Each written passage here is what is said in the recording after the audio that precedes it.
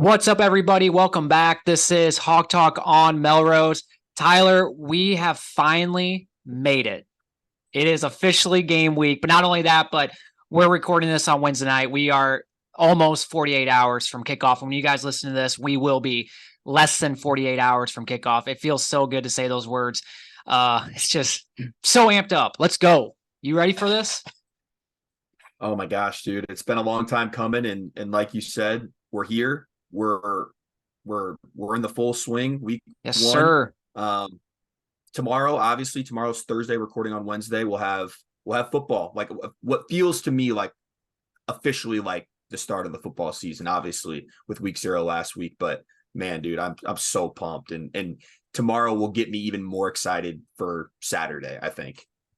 Yeah, week 0 was kind of a snooze fest. So I'm excited Yeah. for tomorrow night, or people listening tonight, Thursday night football, Minnesota, Nebraska, Utah, Florida. It doesn't get much better than that to kind of kick things off. So it's best time of the year. Finally made it. College football is back. NFL will be back next week, or in 2 weeks, I should say. It's awesome. I mean, you can't get much better than this. The only thing I wish was we would start seeing those fall temperatures. It's going to be like in the 90s for the next 2 or 3 weeks. I saw. What the hell? I need 70-degree weather, to really feel like fall out there. I know you better not be drinking too much warm vodka. You're gonna be Yeah, you get way too dehydrated. got to stay hydrated on Saturday. That's for sure. Hell yeah. That's right. So, we're gonna get right into it. We don't mess around here. We don't like to BS for a very long time. So, let's get right into it. It's gonna be pretty much a preview and prediction to Utah State, but we'll get into other things as well. I do want to start off first with Cade. Obviously, ever since the minor injury that was that happened during Kids Day, there's been questions lingering. Will he play? Will he not play? I would say about a week ago, from everything I was seeing, I was starting to feel a little nervous about us not potentially seeing him on Saturday. I was just kind of thought that he might stay out a game. And I think as the last week has kind of went, and then from yesterday, I kind of take it that he's going to play. And I do feel that way. And I think a lot of people, from what I'm reading, and some of the inside people at Iowa kind of feel that way too, that he will play on Saturday. I think the biggest thing is he's medically cleared. And I think when you're medically cleared at that point, it's really it's up to you, and it's up to obviously the coaches. And I think the reason why they're holding him back, maybe, and the reason why they're kind of hesitant is just because of who we're playing. I think the coaching staff feels that we will beat Utah State. Now, they would never say this, but I think deep down they know that. I think we're pretty comfortable at beating them with or without Cade. So at that point, it poses the question, okay, if that's the case, should we leave him out for a game? Should we wait till the Iowa State game, a much bigger game, to really bring him back? And for me, I kind of argue with, and obviously the first reason I think everyone kind of thinks this is just kind of the selfish in all of us, that we just want to see Cade, right?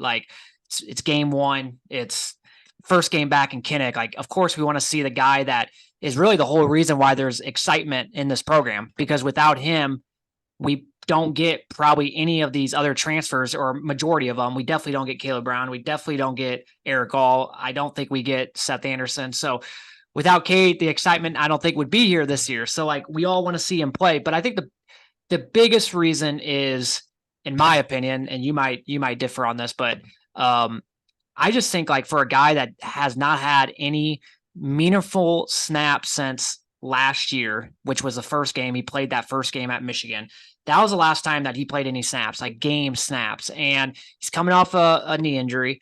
He's with a whole new team, whole new system, whole new philosophy, whole new faces. I'm sorry, but I kind of want to see him play a little bit before he has to go on the road, in-state rival. And I don't care how good or bad Iowa State is, and everyone's acting like they're going to be really bad. And I think that they're going to be better than what people think. But even if they aren't, the one thing that is going to be good with Iowa State is their defense. Their defense is always good under John Heacock. So I really don't want him going into that game, and that's his first legit true snap since essentially last fall, the first week of September. And that game, once again, was a really bad team. So you could really go back to 2 years ago, the last time he played in a legit game, which was Georgia. So that's just my reasoning on why I want him to play. Yes, it's a little bit has to do with I'm kind of selfish. I want to see him out there, but I think for me the biggest reason is let's see some snaps. Because practice is way different than games. Sorry, I kind of rambled on there. No, you're good. Yeah, you kind of covered, I mean, a lot of different things that I think I mostly agree with. I mean, selfishly, right? We're going to the game this week. We want to see Cade McNamara. You know, he's the talk of the town. He's the talk of the team, really. And we want to, you know, we want him out there not only because, you know, we want to obviously win the game and we think he gives us the best chance, but obviously we just want to see what he can do with this offense. We were, again, I go back to just this time last year, Collin, how sad and disappointed were we after week one? It was bad. Like it felt like we lost even though we won. Right. And I think we're trying to kind of make sure, one, that obviously doesn't happen again, but number two, we want to get off to a really great start. And I just think that with Cade, we can do that. Even if number two, I 100% agree with you. Go ahead. No, go ahead. Well, I was just going to say with that, even if he was like limited in that game, like let's say he only played a half against Utah State, like I'm happy with that. I just want to see some snaps. I just want to see to get maybe in some sort of rhythm, even if it isn't a full game, right? All right, you can continue there. Yeah, 100%. I think any sort of actual game reps is going to be huge, and you just mentioned it. Listen, when you go to play in Ames, no matter what the expectation is from their team, it's always going to be a tough game. It's a rivalry game. It doesn't, like, throw out the stats. It's a rivalry game. Each team hates each other. Fan bases hate each other for the most part. And, you know, I don't personally, you're right. I don't want Cade's first meaningful snap to be on the road in Ames after not playing for, you just mentioned, basically 2 years. I mean, for as good as I think Cade is, and we both agree is going to be a major upgrade, he still hasn't played a snap in a meaningful game in 2 years. So that obviously matters. It might take a second to get going. And so I think I agree with you. I think playing against Utah State, I mean, no disrespect to Utah State, but that's some good game reps to kind of get this thing going early. So. Yeah, because like, what if like even with Cade, like let's say the first couple drives are kind of shaky, that right? Might happen, right? And I honestly think it probably will happen just because you have so many new faces. I'd rather have that happen against Utah State than against Iowa State, where those drives matter. Like you're very limited on drives in like a big game like that, in-state rival. So every drive matters. Like in Utah State, like if you have a few drives that are just kind of awkward, kind of like, okay, we're just getting our feet wet a little bit, I'm totally okay with that in week one. Yeah, exactly. And I think, you know, we're realistic Iowa fans. Do I think that we're going to go march down the field and score a touchdown on the first drive? I don't know. I hope so, obviously. Yeah. You know, but I'm not going to be shocked if it doesn't happen. Is the timing going to be perfect? You know, is on certain things with him passing the ball, throwing the ball? Probably not. Like there's a whole new wide receiver core that he's throwing to, for essentially, kind of. And so that stuff matters. And to kind of work out the kinks week one, I think will be huge. And like you said, hopefully we get to take him out at half if we're doing really good and we don't want to risk further injury. That's a good thing, obviously. But no, I agree with you. I think it's important that he plays week one. And I think he's trending towards playing week one as well. I think in the most perfect world, it would be where we have a comfortable lead going into halftime, where then at that point it's like, okay, let's bring in Deacon Hall, because, you know, it's good to get those guys snaps too, because you never know. And so like in the most perfect world, like Cade plays the first half, does pretty good. We get out to a pretty good lead where at halftime we're feeling pretty confident, and we bring in Deacon Hall or Hill or whatever, and he plays the second half. And that would be the most perfect world. But Regardless, though, I want to see Cade on Saturday. So I would give it like an 80% at this point chance of him playing, which is a lot better than where I thought it was last week at this time, probably, or maybe a couple days before we recorded last week. I was like, honestly, under 50%. I was really feeling like he might not play. So feeling a lot better about that. So let's get into the game. Let's get into Utah State. Little bit different opponent than we played last year. Even though last year's team was an FCS team, that was a really good team. And I really think that if that South Dakota State team played Utah State, they would probably win. Like, Utah State's on a very good football team. So back in 2021, they were actually not bad that year. They went 11-3, and they actually won their first game of the season at Washington State. So they did beat a Power 5 school. I don't know how good Washington State was that year or not, but last year they kind of a shaky season for them. 6-7 was their record. And then this year they're projected to finish between 8 to 9 in the Mountain West. Some sites had them at 8, some sites had them at 9. So pretty average around 8. I thought the biggest thing was they have 35 transfers that left after last year, and they have 59 new players on this roster, which is the 6th most in the nation. So you have that paired having to go on the road against a Power 5 team doesn't really bode well. So we're going to do things a little different on this year with talking about these teams. I know, like, the last couple of years we sit here and I'll go through the entire, like, the team that we're facing, bunch of stats. What we're going to do is we're going to start with Utah State's offense and briefly talk about them. And then we'll get into like how we see that our defense going up against their offense. And then we'll do the same thing with their defense against our offense. So we'll start with Utah State's offense. They only have 4 returning starters. They lose 4 out of their 5 offensive line, 3 out of their top 5 receivers or receiving targets, I should say. So they probably lost some tight ends in there. Also lose their leading rusher that had over 1,100 yards. Really the only thing that they have back is their quarterback, who is a dual threat guy. He has a lot of turnover issues, though. 11 touchdowns last year to 10 interceptions. And they did bring in actually a wide receiver from Iowa Western that actually played at Air Force, put up like really good stats at Iowa Western. So he probably will be decent for them. But they are definitely a team that likes to spread you out. They're up tempo.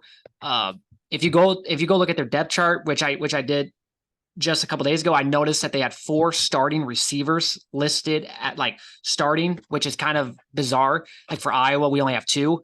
So seeing 4. So that just tells you that they love spreading it out. They love to have a lot of wide receivers out there. So with our defense, I think the biggest question going into this is how do we look, obviously with the new faces, but you have an up-tempo team, spread offense. It's going to be a hot day. It's definitely going to be kind of interesting, and it's going to be kind of a unique style for us to go up against.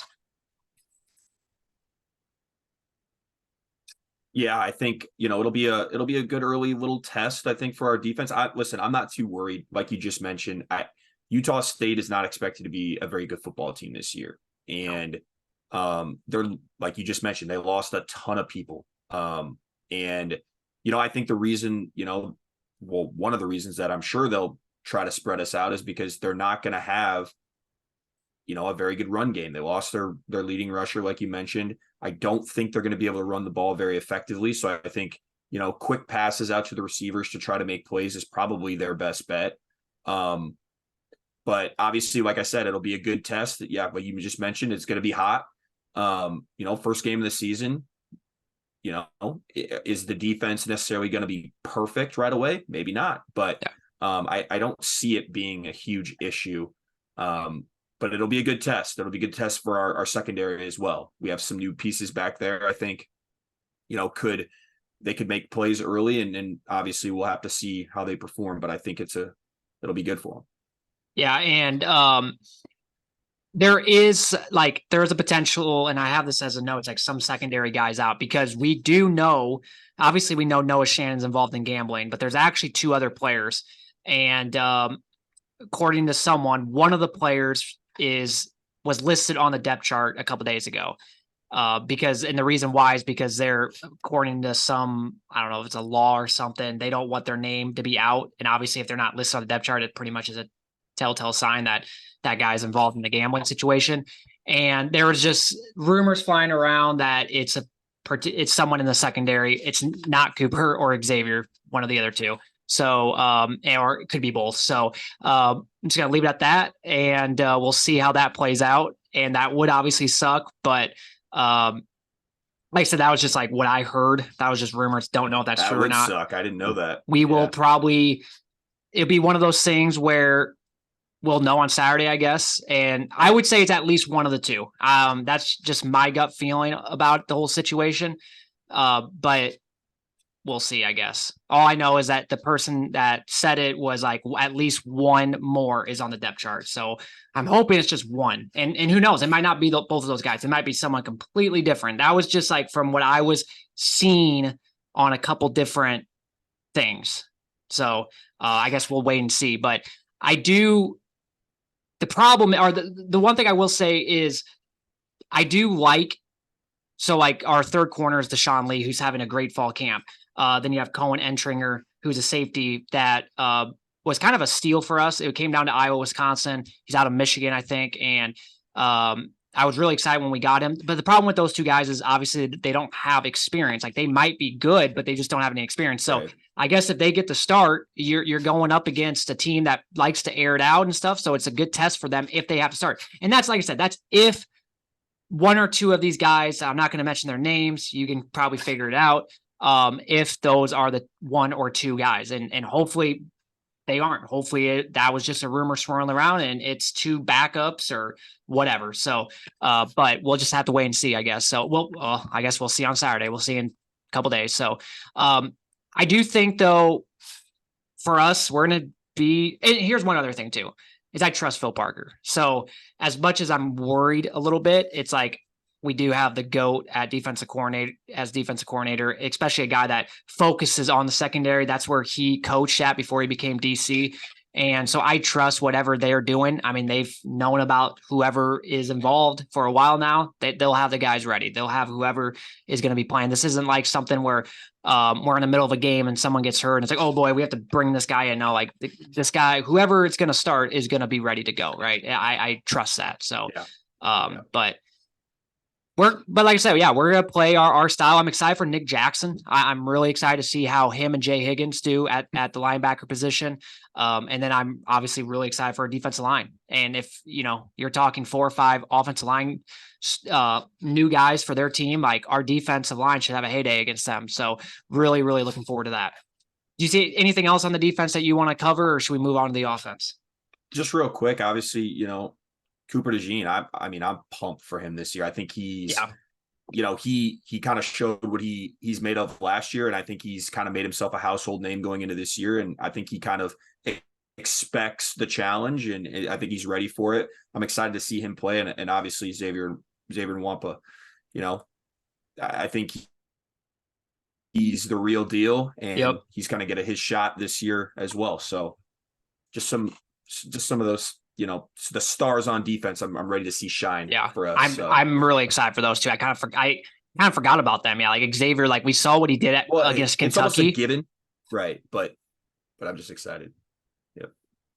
All right. So let's switch to the offense now quick. Just a little bit about their defense. They're returning 5 starters. Defensive line, they're really only bringing back one guy, which this one guy's actually pretty good for them. I forgot what his name was, but in it all, though, they're losing a lot of production from last year. And last year's defense for them was not good. They gave up more than 31 points per game, close to 200 rushing yards per game. And they run a 4-2-5 according to their depth chart. They use a nickel back. So that's probably what they'll run on Saturday. So the biggest thing when I look at that is we should have no problem running the football. And we said that going into last year. I remember we had the same exact conversation. Like we're playing an FCS team.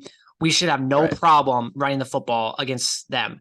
And it was horrible. So, and it was a kind of a sign that, okay, this is going to be a bad year running if we can't run the football against this team, good luck the rest of the year. And you could kind of tell that the rest of the year, we could not really run the football very well. Got a little bit better as the year went on with Caleb Johnson, but in it all, it wasn't that good of a, rushing year for us. So I guess if we look kind of bad on Saturday, I'm going to be questioning some things. I'm going to be a little anxious about that.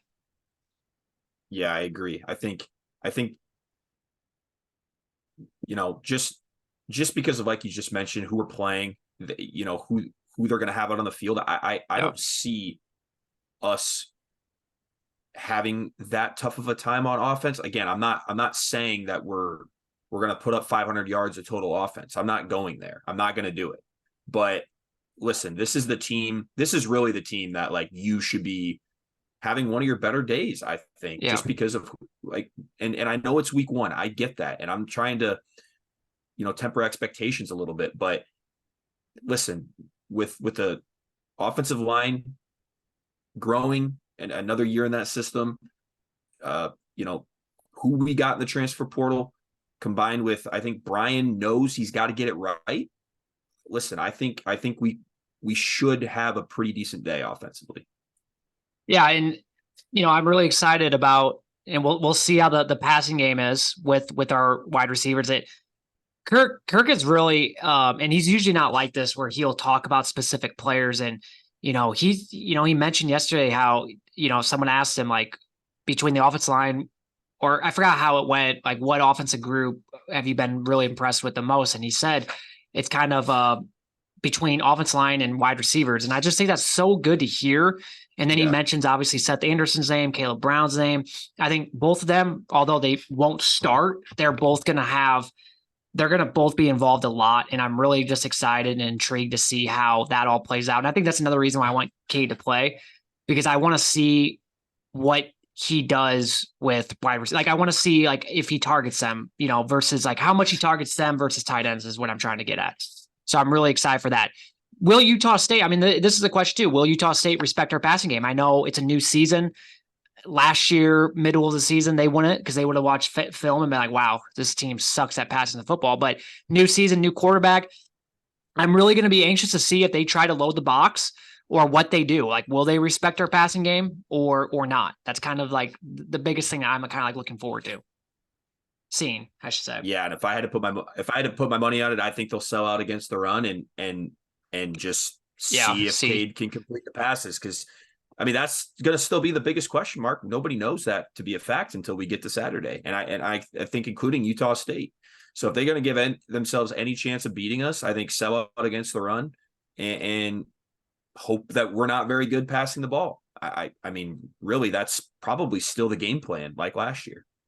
One thing I didn't mention too, but I was reading something where I saw this say Utah State was like one of the worst teams in the country and giving up like red zone touchdowns.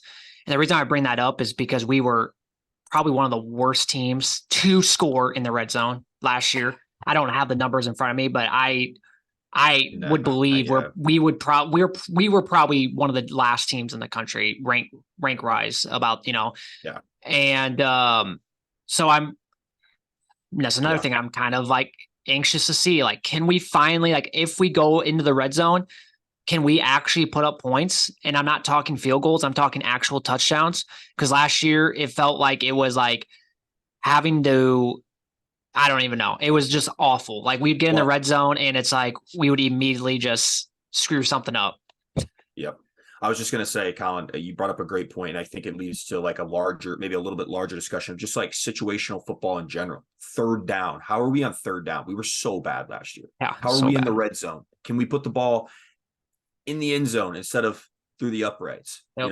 Can we turn it to 7 instead of 3? Just when you're backed up a little bit, when you're behind the sticks due to a penalty or something, are we able to still actually make it so that we can still achieve a first down instead of, guess we're going to punt because we can't do anything. Just things like that. That's going to be a big thing that I'm going to watch. Obviously, I'm going to be interested to see how we look in those situations.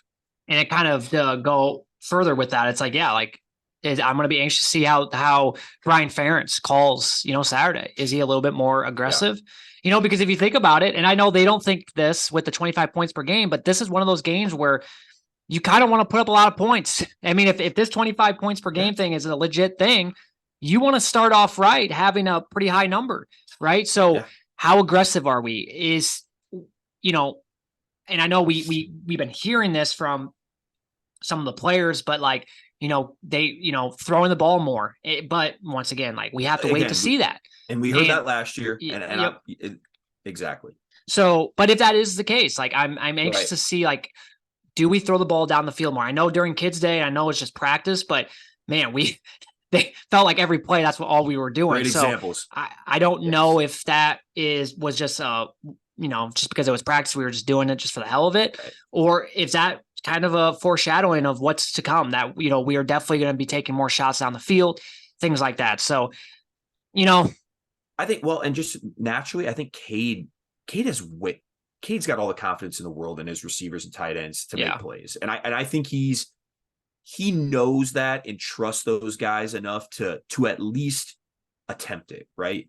yep. You're not going to complete every deep ball or every pass you throw, clearly, but I think he believes that he can do it. So I just think naturally we've got the guy that we finally have longed for so long at quarterback, and I think he's going to make plays when they're there and even when they're not there. I think he's good enough to do that. I think we all forget too, because we're so focused on talking about Cade, we're talking about the offensive line, wide receivers, even tight ends. Man, like, I'm pumped to see how good Caleb Johnson is, right?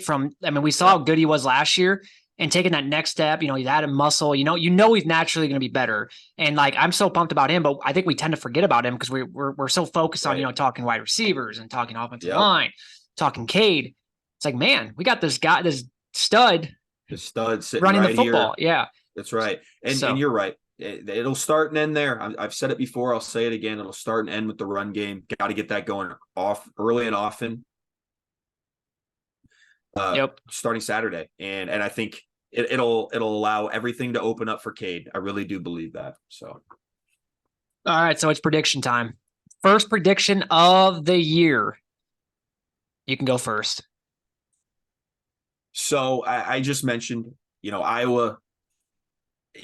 Listen, this is not the game to start struggling. I really do believe that. I know it's week 1. I know there's going to maybe be a few possessions here or there, maybe early, that we're not going to look great or perfect. But this is the game to kind of get things going on the right track with the offense. And I'm really not worried about the defense. I think the defense will look phenomenal per usual, but obviously because of who we're playing. So I've got Iowa winning this game this weekend against Utah State 31-7. I think we put up 30 points. I can't believe I'm saying that because last year we had, what was that, 7 in the first game or whatever it was. Did we even put up more? Yeah, we did. Maybe 1 or 2 games. We might have got to 30. And maybe this is just, maybe it's a little wishful thinking. Maybe it's a little heart over head, but man, I think we could come out of this game feeling really, really good about ourselves and trending in the right direction, especially on offense heading to Ames. So I got us winning 31-7. So we're really damn close. I have 33-10.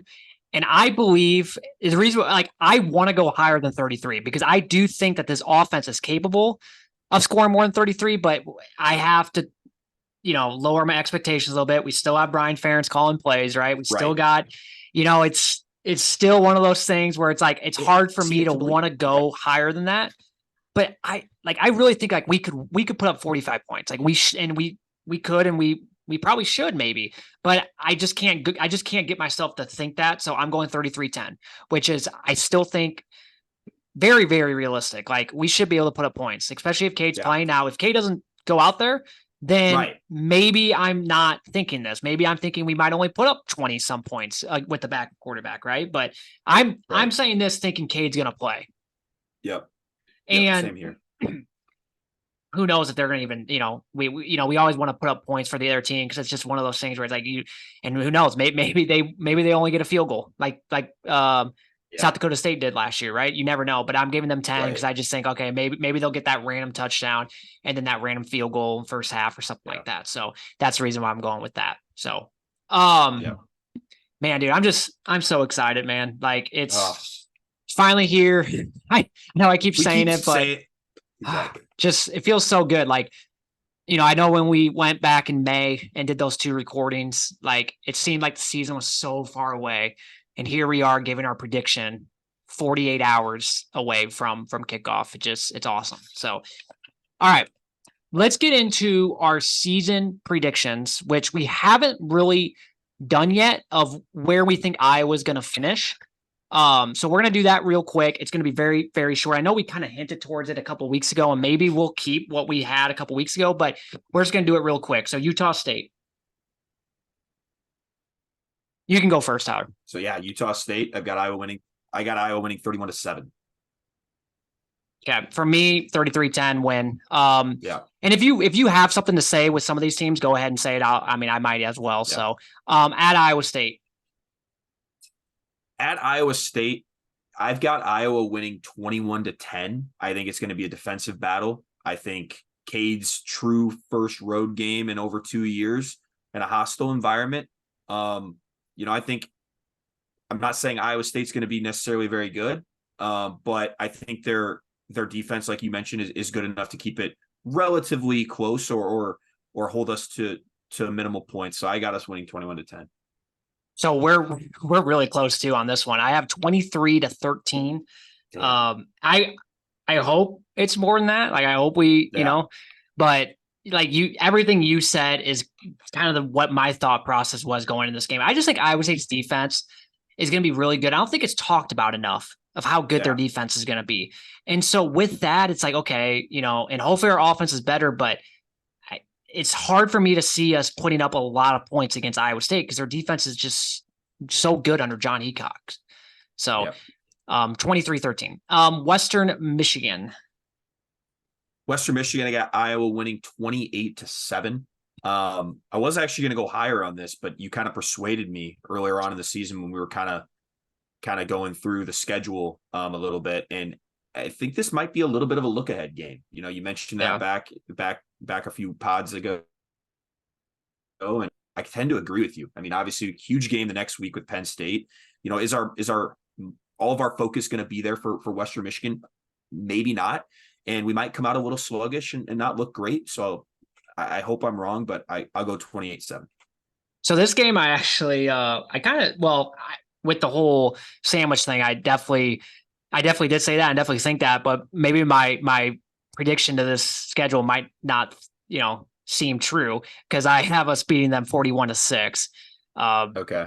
And I guess the reason why is because the more I look into it, Western Michigan's gonna be really bad. Like they're gonna be worse than Utah State. And so, hopefully by week 3, we have kind of what we're feeling pretty good. Yeah. Hopefully we're 2-0. We got some things figured out. Like this should be that classic game where we used to be able to put up points against these shit teams. I mean, it wasn't too long ago where we actually played a team like Western Michigan or a shit team where we actually put up 40 some points or even 50 points.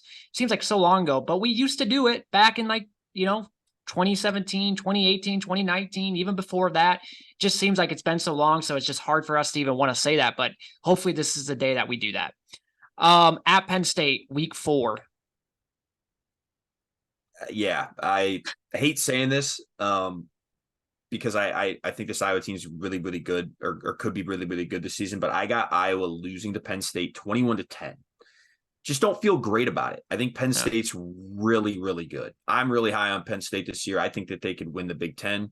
Obviously they have to slay the other 2 giants that they've had trouble with over in their conference in Ohio State and Michigan. But I just think that environment, that night game, that whiteout, it's so hard. And I just think that, I don't know if we're going to be able to kind of match that same energy going in there. I hope I'm wrong about this, but I just don't feel great about it. It's early in the season. I don't know. I think Penn State, is looking to obviously be rolling at that point as well. So I got us losing. I actually have this as a win. No, I'm just kidding. No, I have it as a loss too. 27-13. So kind of like you two again, like, a little, about a touchdown to 2 touchdown, which for me, if that is a final score, I'm happy with that. Like it's going to be so hard to go into Happy Valley and beat them. And I know that, and I'm well aware of that. And I'm, my expectation is a loss, but I at least want a close game. I don't want to get blown out. I don't want to make it look like, we embarrass ourselves, shit the bed, right? Things like that. Yeah. I want to go in there and at least put up a game. And like, I want people to be like, wow, okay, this Iowa team, even though they lost, like they put up a good fight. And that's all I'm asking. And I think both of our predictions, I would be happy with that. So Michigan State, I have Iowa winning 27-14. So a little bit closer, than some of the other games that I obviously predicted. The competition is getting harder. I don't think Michigan State's going to be a super, super great team this year, but I still think, under Mel Tucker, they're still Michigan State. They're gonna be solid on defense. Luckily the game's at home. I think if it was at Michigan State, honestly, I think that'd be a really hard game. But Yeah. 27-14. Wow, we're so close. 30-14. I have Iowa winning. Dang, Coming that's off kind crazy. of a loss at Penn State, getting kind of back on track at home in Kinnick. Hopefully by then it's not 90 degrees out. Hopefully by September 30th, it actually feels like a fall day. And we get back on track that day. So Purdue the next week. Purdue, I have Iowa winning 28-24, and a little bit of a close game. I think. Listen, I know last year was kind of that year that we finally kind of dominated them, but in years previous, seems like these games are kind of like a shootout, which is weird for an Iowa team. But yeah, I think Hudson Card for Purdue is going to be really, really good. I think he'll be a super underrated as a quarterback for them, and I don't know. I think it'll be a close game, and if we're going to win, I think it'll be close. So Yeah, I actually have this game being closer to. Did we look at each other's about this? No, I have I Iowa 20. swear, no, like Yeah, this is no, we crazy. didn't. But What'd you yeah, have? I had 24-17, which is a little bit different, but it's at least close. Because I just expect Yeah, we come off a pretty big game against Michigan State. We're home again, but it's against a first year head coach who's a defensive minded guy. Like I could just see it being a little hairy. And we play yeah, Wisconsin the next week. So I have it closer, but I have that as a win at Wisconsin. yeah. At Wisconsin is the I'm next one. sticking with my gut. Going to Madison's game, I got. Yep. I was just gonna say that I think we'll if we're gonna beat them, it's gonna be super close. I think it's coming down to a field goal. I'm gonna stick with my prediction of us winning in Madison. So I got Iowa 23-20. I think it's gonna be super close.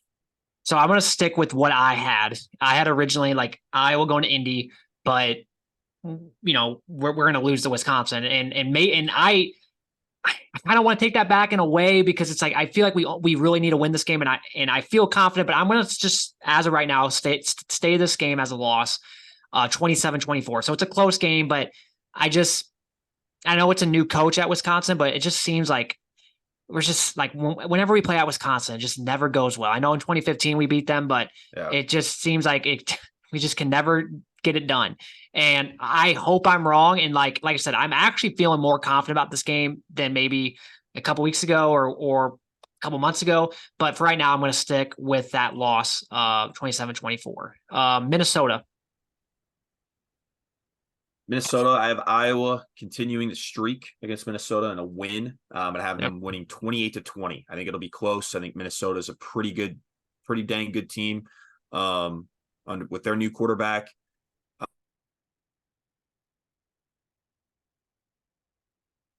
And put up 20 points, but Iowa's at home. I like Iowa at home in this game, 28-20.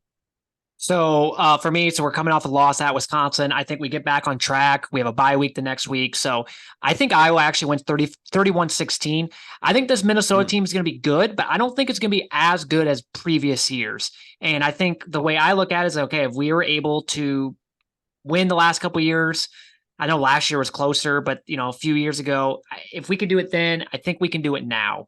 And so I have us winning by multiple touchdowns, 31-16. Then we have a bye week at Northwestern.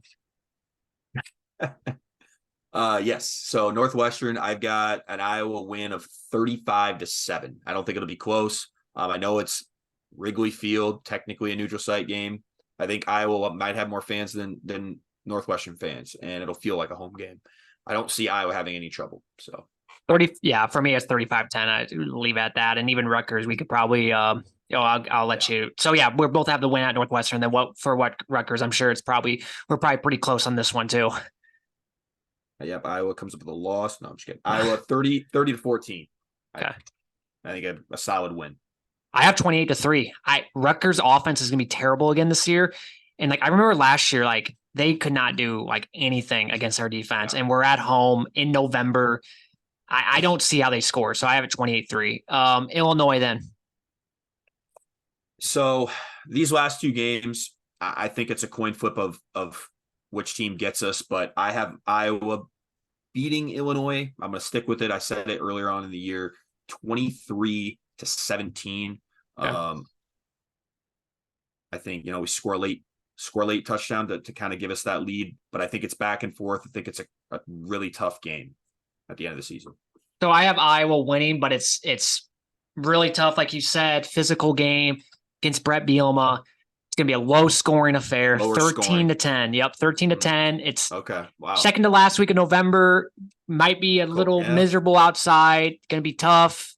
And I just see it being a really, really low scoring game. Battle of the two defenses. And then at Nebraska. I hate to say it, but I'll say it here. I have Iowa, like I said, just losing one of these last two games, I think. I don't think they'll lose both, but I'll go a loss here to Nebraska scoring 24, Iowa 20. Kind of a back and forth game. I just, at this point, if my record is what it is, and I'm sure it'll not be that because it's so hard to predict, but, obviously this game, hopefully, if we win at Wisconsin, won't mean much, and we still finish 10-2 and win the West. So that's kind of how I see it. Yeah, I have this as a win. And Nebraska's such a weird team to me because I really don't know how they're going to be. We're going to know more tonight, or tomorrow night. But you know what I mean. But to see okay, what is this team going to be like under Matt Rule?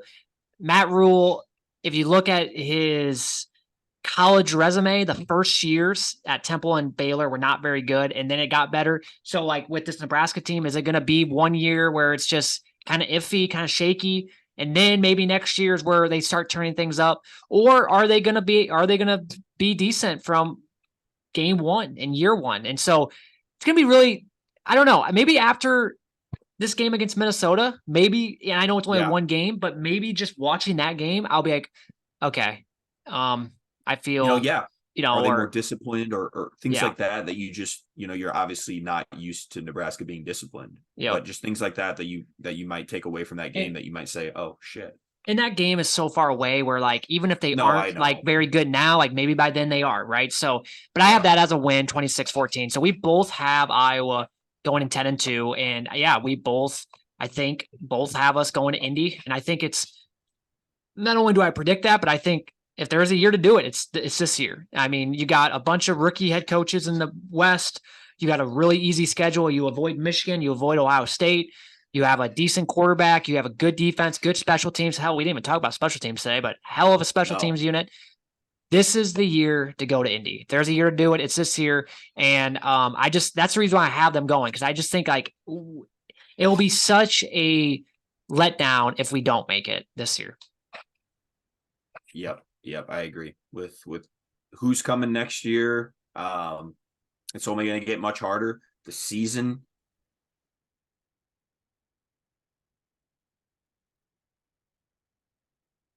as it stands right, I don't know. I just think, like you just said, that if there's a year to do it, it's this year. Yep. All right, so let's get into let's just end this podcast talking a little week one college football. I know we kind of just mentioned it here briefly. Nebraska at Minnesota. Once again, really excited about this game just because I'm intrigued to see both teams and see what they're kind of made of. A lot of question marks kind of for both teams, more for Nebraska than Minnesota, but even for Minnesota, new quarterback, new running back, right? How's our defense going to be? So I'm really, really excited for this game. I'm looking forward to this, and I'm glad this is the Thursday night game because I get to sit back on my couch and just see what these two teams are made of. Yep, 100%. I think it's a great Big Ten matchup to start college football on a Thursday night. I love it. And then you got the other game too. This is where you need to have a 2 TV setup, Tyler. Florida at Utah, same time as the Nebraska-Minnesota game, which is kind of unfortunate. But news came out today: Cam Rising, Utah's stud quarterback, out more than likely tomorrow night. So that is, I think, kind of big. I really like this Utah team, but I think Cam Rising's kind of the reason why I think this team is where they're kind of at, and where they've kind of been the last couple of years. And not having him, I think, is kind of honestly, like I think I gotta go with Florida now. I know it's at Utah, but man, like you got your star quarterback out. I might have to go with Florida on this one. Yeah, they played each other last year in the Swamp, and Utah ended up winning the That was a Pac-12. hell of a game, by the way. But Florida beat them, right? And right, didn't Florida beat them? Didn't? Yeah, I think they might have with Richardson. I think they did. Yeah. Yeah, they did. Yep, they did. It was at and the end. so Yeah. Yeah, and I mean, I agree with you. Cam Rising is kind of the heart and soul of their offense, and without him, I think that's such a tough game like to win. So I agree with you. You and I at Iowa State. The reason why I'm just bringing this up, it's obviously because we play Iowa State in week 2, but two in-state schools battling out. This game to me is kind of intriguing to kind of see obviously where Iowa State's at. Now, thing with Iowa State is I will say this. So Matt Campbell came out, I think it was yesterday, that he expects all 3 quarterbacks. So Rocco or whatever his name is, JJ Cole, that freshman out of Ankeny, and then this transfer that they got like back in like May when they found out that Hunter Deckers was probably effed. They brought this like random transfer in. And so he expects all 3 guys to play on Saturday. And for me, like the way I look at it is this, like maybe that means they're all 3 are good, but like I almost feel like that's like not a good thing. Like that almost makes me feel like they don't really know who should start because all 3 are kind of, and don't get me wrong, sometimes it's the other way around. Like look at like last year in Michigan, you had JJ McCarthy and Cade. There was a reason why they kind of battled out and they ultimately went with JJ, even though that was probably what's going to happen anyways. But you had like a situation like that, but more times than not. And coming from Iowa's experience, like last year, it's okay as a Padilla, as a Petrus. Like I hate that. It's like that's when you know that like you don't really have a solidified starting quarterback that's good. And so to me, that tells me that during fall camp, all 3 guys had their moments, but they also didn't have their moments either. So that's going to be kind of interesting to see because we play them in week 2.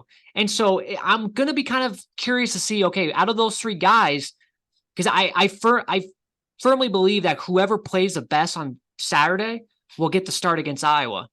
And like, what if it's JJ Cole, a freshman that literally played high school football last year? Now he's having to go up against an Iowa defense. Like very, very intriguing to see. I'm also intrigued to see UNI starting quarterback. That was a transfer from Michigan State. Can they get it done in Ames? I know Chris Hassel thinks Iowa State's going to blow them out. I don't think so. I think it's going to be close, but I do think Iowa State gets a win, but I'm really excited about this game. Yeah, to kind of, talk a little bit about that 3 quarterback situation going on. If Hunter Deckers was healthy, if he was eligible, I don't think this would be a question. So I just think they don't have a clear-cut guy. And they're going to probably, like you just said, give all 3 guys opportunities. And whoever performs the best probably gets the nod against Iowa and maybe the rest of the season. But to me, I agree with you. It's like, it's just so hard to get a rhythm going with different guys. Like, yeah. I don't know. And then the question is like against Iowa, are we going to see all 3 guys again, or only 2 guys? Maybe they bring it down to 2 guys for the Iowa game. But even that, it's like, how do you get in a rhythm when you're playing guys, in and out? It's like, I don't know. I agree. It's kind of, it's just tough to deal with. But yeah, I'm interested. I graduated from UNI, so I'm obviously maybe pulling a little bit from my pants. You should be at that game, Tyler, instead of the Iowa game. You should be supporting your team. Come on. No free tickets, so I'm not going. West Virginia at Penn State, Saturday night, which this is a good thing about having Iowa play at 11 is we'll both be back at our place by, that night. And this will be a good game on NBC. Really excited to watch this game just because we literally play Penn State less than a month. So I'm kind of intrigued to see how they look. Word just came out about an hour ago that one of their starting offensive linemen is going to be out or is out for the year. He's taking like a medical leave, or I think actually he might be done altogether with football. I don't know if I read it right, but so that's kind of interesting because I know their offensive line is supposed to be really good this year. So, but yeah, I'm just excited to watch this game, see how Penn State looks, and Big Ten football on NBC. It's going to be kind of weird to see, I guess. Yep. I agree with you. I think it'll be a good, interesting matchup for a week 1 game. And yeah, we play them 3 weeks later. So, I'll be tuning in. And then you got the biggest game of all on Sunday. Oh, You man. got Here we go. Northwestern Drum at roll. Rutgers. That I think it's like noon on Sunday. What a So snooze fest. get done with church, get home and watch some Northwestern football at Rutgers. Yeah, you talk about two of the lowest What's the programs over-under in the on that Big game? Ten. I don't even know, but it's probably in the 30s. Yeah. Although I can't really make fun of other teams Well, others no, when Iowa was, the ultimate embarrassment last year when it came to having unders. But then the other really big game on Sunday, which this game I'm excited for, LSU at Florida State. That's going to be a big time game, especially because Florida State's supposed to be pretty good this year. And obviously LSU is always decent. But did you see that LSU starting running back is not playing? I forgot what his name was. I saw somebody, I thought it maybe a defensive guy, he's suspended for week 1. Oh, maybe it's the same guy we're talking, but they're like freshman All-American dude is like suspended for week 1 just because of some stupid thing that he did that was like a violation before the NIL came out, like after a month of him doing it. So I don't know. It's really dumb, but, so I just looked up. It's John Emery Jr. John Emery. Their starting running back or something is out for. So I mean I don't really know much about LSU, so I don't know about. But yeah, that's gonna be a really exciting game. And I love watching. For some reason, I love like Florida State, like when they're on TV, like at home. Like I just love like their environment. Oh yeah. So that's gonna be a really fun game to watch. I know they played last year at LSU. Yeah. And that game was really good. And that was like Brian Kelly's like first game. And I know they lost. Remember they lost at home too.